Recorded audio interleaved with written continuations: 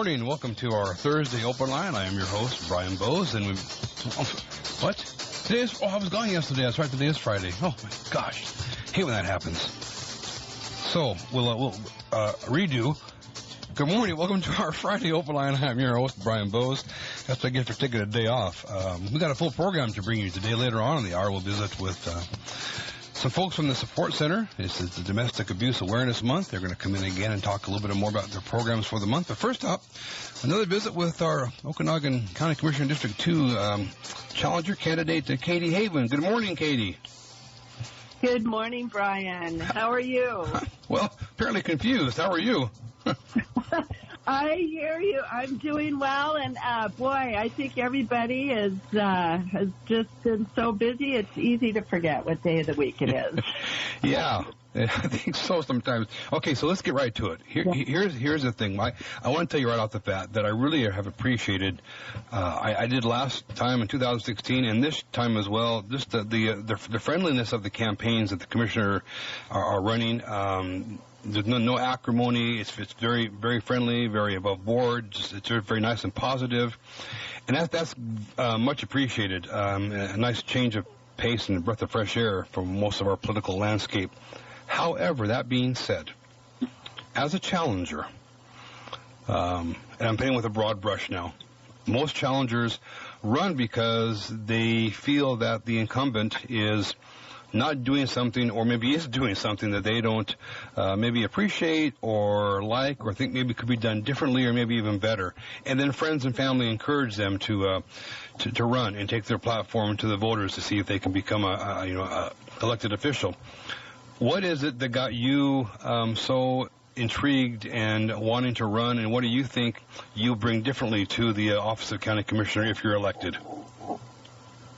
Well, I love that question because I think it's really important for people to know why people want to represent them as elected officials. And so some people may or may not know I was part of a group called Okanagan County Watch, which is just a group of people who wanted to follow what was going on at the county. And so we started attending meetings and taking our own notes. And I guess I really had a close look at how our county government was operating, and I felt that we could do better, as you said. That is really the thing that motivated me to run. And in particular, it just seemed like a lack of access and a lack of inclusion and responsiveness. And to be very specific, so I myself had written and at least 4 occasions to my commissioner, the person I'm now challenging, and I just never received a response. Nothing. There was no acknowledgement of receiving my communication or anything, and I felt that it was very frustrating to just be essentially ignored. And then I started talking to other people, and I found that was not an uncommon experience. And even with organizations, it came up in the candidate forum, and I guess it could be considered a technicality, but I pointed out that Andy had declined to participate in a local climate action group that had been put together. And he responded and said, no, he didn't decline. And I guess, that's technically correct, but what happened is he simply didn't respond at all and didn't show up. So people interpreted that as, not being interested. And so I thought, people deserve a representative who wants to hear what they have to say and who will respond to them. And so that was one main thing. And the other thing was just the lack of decision making. Some of the things that people have heard me talk on and on about the comprehensive plan and the fact that it's not done yet. And that was a very frustrating thing. Those decisions, even though they're hard, they really have to be made so that people can move forward with planning their lives. So that's okay. Those are kind of two main reasons. All right. Without making, and it's not my job to make any kind of endorsement or statement, but I will, in a spirit of full disclosure. I've never really contacted a commissioner or a candidate before, but I did contact you after our first interview because I was intrigued by your history, by your work history, and I wanted to know more about your time in the Merchant Marines. But I also told you in the outfront of my email that a lot of that we probably were on opposite ends of the spectrum politically on many things. However, that being said, I shared my views with you, and you responded almost immediately. So I do know that you do respond even to people who maybe not necessarily agree with everything you say, and I appreciated that. So thank you. Now, well, I appreciate that too. Now, one thing I've been reading about, following your campaign and your website and different things and such, is your thought towards fire protection, wildlife management, wildfire management, those kind of forest management and things. What are your thoughts about that? How do you want to navigate that? What is your look on how to make that better? Yeah, that has really been front and center since we talked last. We had a horrific fire come through our county again. And as many people know, I lived through the fire in 2014, so I have some very personal experience with what people are going through. And just recently, we found out that we have something in our county called a community wildfire protection plan. And it is part of our bigger hazard mitigation plan. And that plan is very well thought out. I read it. It's on the county website, on the emergency management site, but it's outdated. It was written in 2013. It's actually a requirement by FEMA to qualify for funding to help pay for things that will protect our residents. And so it needs to be updated. But if you look in that plan, you will see a long list of projects that have been laid out, but mostly not done for lack of funding. And we know our county is not wealthy, and we're not going to be able to pay for a lot of those. But some of those things are actually policy decisions that don't cost a lot, but could make a difference. And so, but then the things that do cost money, we need to go out and develop relationships with our partners at the state and seek out the opportunities for funding to help pay for some of these things. Now, we're not going to do them all by any stretch, but I think, they are actually marked as to their priority level, high, medium, or low priority. So we could start with a couple of the high priority things and just go out there and see if we can get at least a couple of them done. And so that's one thing in terms of the long-term kind of planning and helping to do protection and mitigation. But also I think there's the short-term effect or the short-term needs of people. And that is something that I remember very distinctly is that, we have a really good long-term recovery group that was set up 6 years ago, and they're really good at what they do for helping people in their long-term recovery. But the most immediate needs of the people who are impacted by these fires, like the day of and for the first few weeks afterwards, it's generally people are very confused and upset and they just don't really know where to turn. And so I think having a rapid response plan in place that you've thought about ahead of time, I would like to bring the stakeholders and the recovery groups and the people who have resources together at the beginning of every fire season and say, okay, what is our plan? If fire hits our county again, which it will someday, what are we going to do? What is our plan for, setting up a spot to distribute hay and feed to the ranchers who are going to lose their land for grazing? How are we going to get just basic things like water, food, that sort of thing to the people in need, temporary shelter, because I know from teaching a class in crisis management that if you have a plan and you've thought it out ahead of time, you have a much higher rate of success. And so I would like to see just a tabletop exercise every season. Okay, if this is the year, which it may be or may not be, but here's what we're going to do, and make sure all your ducks are in a row and you've got the resources lined up if it happens. And then you're just that much further ahead. Okay, thank you. Well, that was a great answer. So, okay, let's move it along. Okay, so we've talked a lot, Katie, on the times that we've met. Talked a little bit about access to the county commissioners, access to government, and also just access to the voters, to the taxpayers, and the citizens of the county. You have a heart for that. You want to be accessible, but also you talk about wanting to kind of take it to the people, as it were, having more informal gatherings and settings. What does that look like for you? How would you carry that out? Well, first of all, I have to say, as long as we're still having this pandemic, it's very, very difficult. Sure. It would have to be virtual. But let's assume that the pandemic is behind us. I would like to just go out into the community at times of the day when people are not working and just have an informal gathering. Like, a lot of our representatives have a little coffee hour somewhere where they just go to a local cafe or coffee shop and they'll say, I'm going to be here at this time, for an hour, and anyone who wants to drop in and just chat, just come on by, that sort of thing.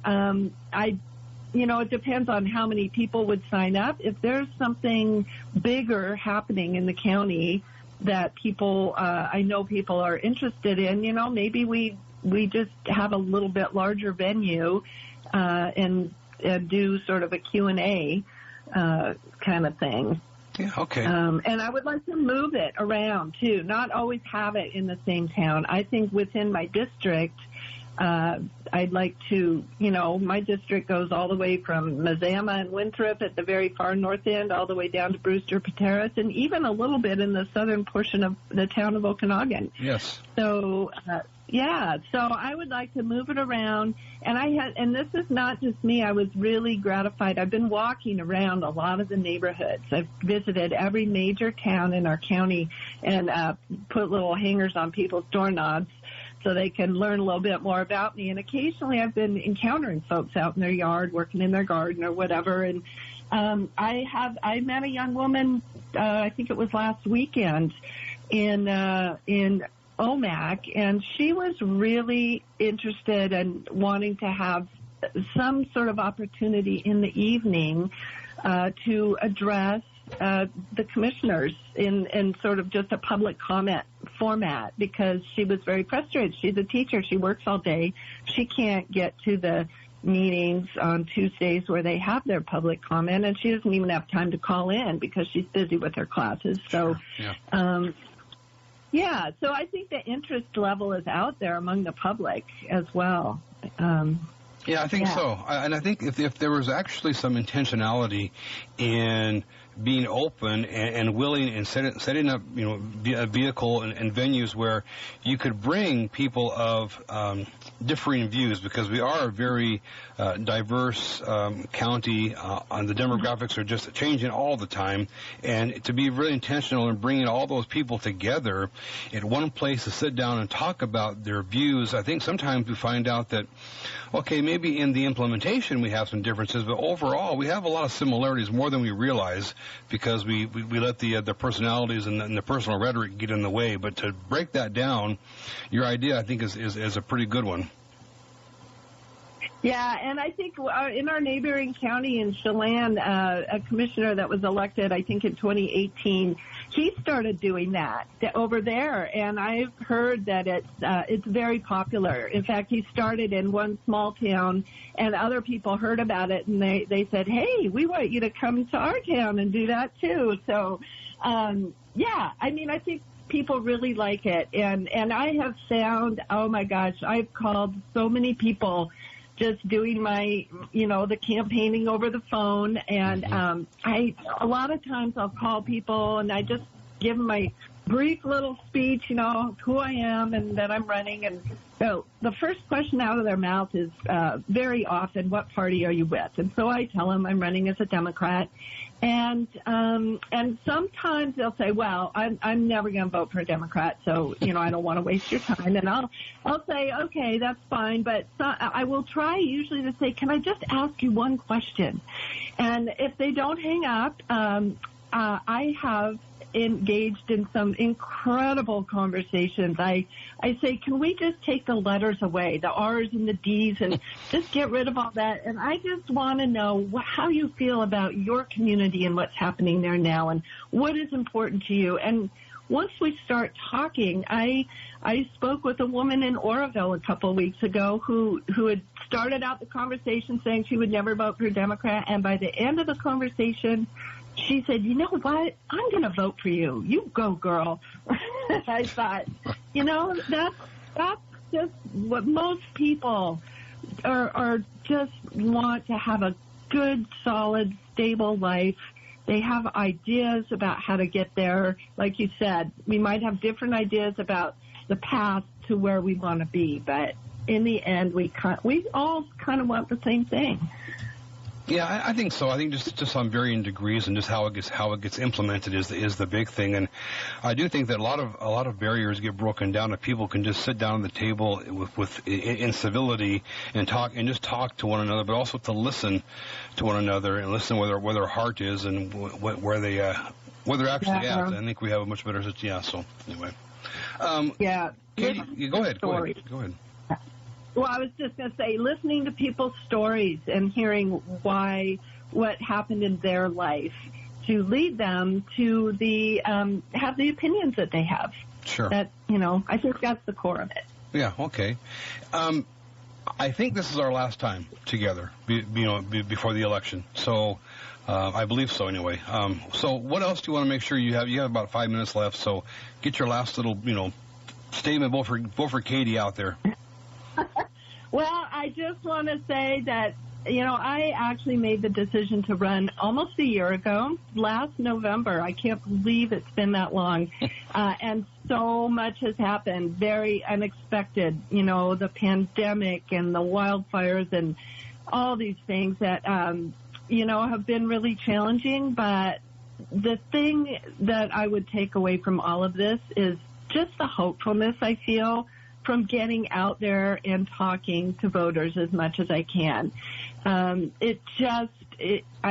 feel that there is hope, that the divisiveness that we hear hovering around us at the national level and, in a lot of the media is just not there when you're on the ground here in our county. So I'm just hopeful about that, and it makes me feel good, and I would love to have an opportunity to bring, some fresh ideas, some energy, and just some real interest in bringing our county together to tackle some of these problems that we're having. And I would love it if people would vote for me.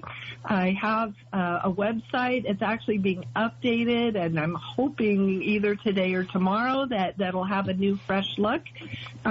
People will be able to see videos of me just engaging. There's Zoom videos that I've talked to different citizens around the county about just the issues that are on their minds, and so people can see what kind of conversations that I want to have with people. So I would encourage people to do that, visit my website, YouTube channel, and find a little bit more about me. Your ballots are going to be showing up in your mailbox possibly today. I heard that they were mailed a couple days ago. Yes. So, so people are eager to vote. I keep hearing that. They just want to get those ballots in the box and be done with it. And so, yeah. Okay, well, you know what? I just want to say that I've really enjoyed our visits here on the radio these last several months, and getting to know you a little bit better through those discussions. And I can attest to the fact that if you contact Katie through her website or via her email link, even if you have opposing views, she will respond, and she wants to hear where you're at and kind of talk and engage. And she's very good, so I can attest to that. Katie, best of luck to you in this upcoming election, and I know you feel the same way about everybody else. Just get out there and vote, exercise your right to be heard, and best of luck to you. And I'm going to ask you to please don't hang up, stay on the line, because Chris needs to talk to you about what you called back, about earlier. So yeah. Okay. Well, thank you. Best of luck, Katie. Thank you, Brian. I've really enjoyed our conversation. Thanks. Having a good day. Bye. Bye-bye.